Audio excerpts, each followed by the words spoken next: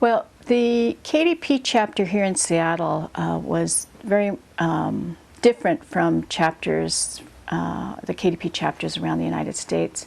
One, it was the biggest chapter in the United States, probably at the height having maybe a little over 40 members. But it was also very diverse, having Chinese Americans, Japanese Americans.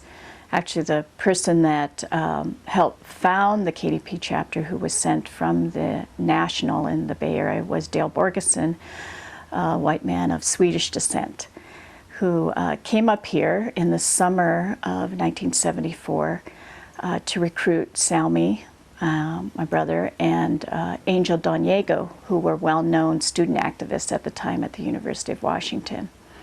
Silme was heavily sought after as one of the people for the chapter because of his work on campus and his work in the International District and his work in the canneries, was someone that had a great deal of influence, amongst student activists, the Asian American movement, as well as in the International District and the Filipino community. And so Dale really pursued Silme a lot to help form the Seattle chapter. They knew if they could get him, he would be able to start recruiting amongst all the other Filipino Americans and Asian Americans that were active in the University of Washington and in the International District and the canneries.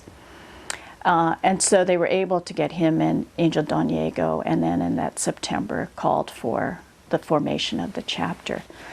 And many people stepped forward, people especially who were involved in at the UW for the fight for Filipino studies and Asian American studies, and in the International District where they were fighting for to save the housing and the social services that would be impacted from the building of the Kingdom.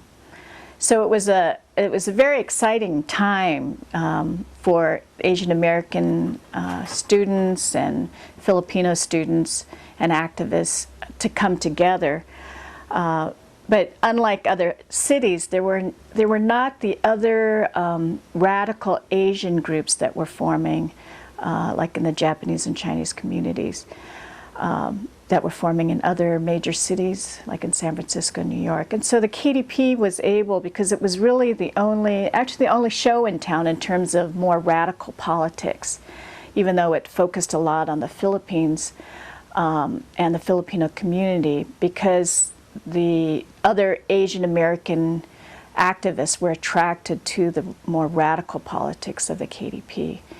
And so because we had other Asian Americans in our chapter, we also had a much more expanded arenas of work. So we had teams that were doing youth work. We had the University of Washington team that focused on the fight for Asian American studies and Filipino studies. We had the housing team, which worked on preserving housing in the International District and social services. We had the Filipino community team, which focused on our work at the Filipino Community Center. And then we also had our Local 37 team, which worked on Local 37 issues, and at the time, the Alaska Cannery Workers Association.